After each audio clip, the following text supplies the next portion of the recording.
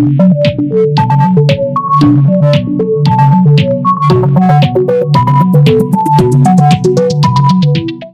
నా ఇల్లేగా, మా ఇంట్లోనే ఉన్నాను, హైదరాబాద్లో ఉన్నాను.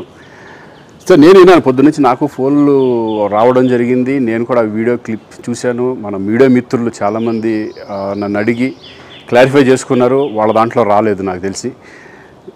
చాలా ఇట్లో శ్రీకాంత్ ఇలా బెంగళూరులో రేవ్ పార్టీకి వెళ్ళాడు, హేమ వెళ్ళింది, ఈ టైప్లో ఏవో వచ్చినాయి.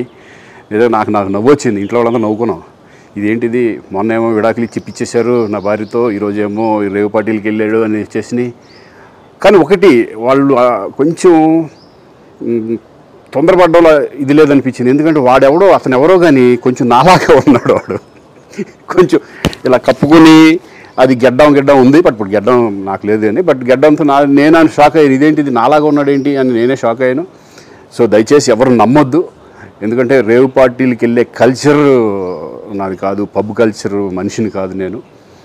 ఒక్కోసారి బర్త్డే పార్టీలకి వెళ్తాము, ఒకవేళ తెలియకుండా ఏదైనా వెళ్ళినా ఒక హాఫ్ అన్ అవర్ నుండి వచ్చేస్తాను తప్పితే అటువంటి ఏమీ లేదు. రేవ్ పార్టీ ఎలా ఉంటుందో కూడా నాకు తెలియదు.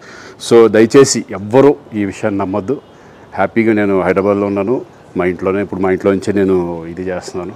సో దయచేసి మీడియా మిత్రులందరికీ కూడా నేను చెప్పేది ఏంటంటే, ఏ విషయం కరెక్ట్గా తెలుసుకోకుండా మీరు కూడా థంబ్నైల్స్ పెట్టేసేసి నా బొమ్మ వేసేసి రేవ్ పార్టీలో పట్టుబడ్డ శ్రీకాంత్ ఈ టైప్లో వేస్తున్నారు. కాబట్టి దయచేసి ఎవరు నమ్మొద్దు. అది అతను అలాగా ఉన్నాడు అనే ఒక విషయంలో మీరు పొరపాటు పడుంటారని నేను అనుకుంటున్నాను. దయచేసి అది నేను కాదు. Thank you. ఇటువంటి అన్నీ కూడా నిజంగా కొంతమంది, వాళ్ళందరికీ నిజంగా థ్యాంక్స్ చెప్పుకుంటున్నాను నేను. కొంతమంది మీడియా మిత్రులు నాకు డైరెక్ట్గా తెలుసు కాబట్టి, వాళ్ళ ఫ్రెండ్స్ లాగా నన్ను ఇచ్చేస్తారు కాబట్టి, వాళ్ళందరూ నన్ను డైరెక్ట్గా అడగడం, నేను చూసి ఇద్దరు నవ్వుకోవడం, వాళ్ళు వాళ్ళ దాంట్లో వేయకుండా చూశారు కొంతమంది. వాళ్ళందరూ కూడా నేను థ్యాంక్స్ చెప్పుకుంటున్నాను. దయచేసి ఇవన్నీ నమ్మొద్దు.